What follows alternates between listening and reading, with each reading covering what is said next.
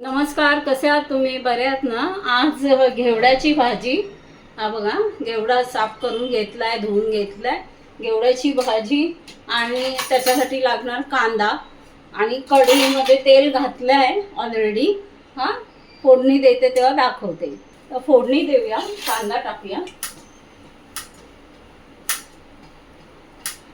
कांदा आणि भाजी एकत्रच तेलात टाकते, कारण ती त्या तेलामध्ये चांगली खरपूस भाजली जाईल.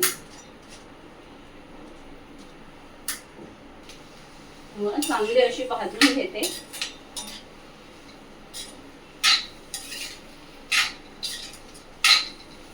आणि मग आता वाफेवर ठेवणार. मसाला टाकणार, याच्यामध्ये मीठ टाकणार, मसाला टाकणार आणि वाफेवर ठेवणार. मीठ टाकते आणि मसालाही टाकून घेते. जास्त तिखट नाही करायचं, थोडंसं मीडियम, जास्त मसाला नाही टाकत. चला आता मी चांगली ढवळून घेते.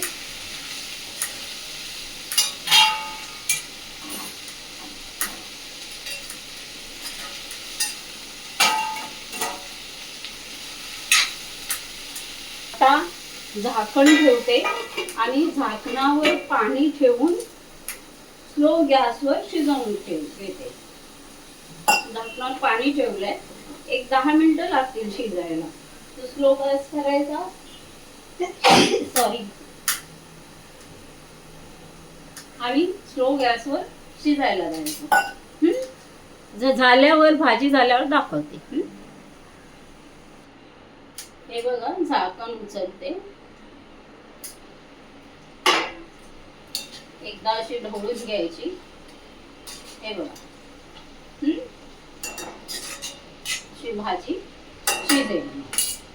परत ठेवाली, ते वाफेवर ती भाजी शिजून जाईल. चला तर मग असाच एक छोटा व्हिडिओ घेऊन परत भेटूया. तोपर्यंत नमस्कार. तुम्हाला माझा व्हिडिओ आवडत असेल तर नक्की लाईक करा, सबस्क्राईब करा, कमेंट करा. हां, चला तर.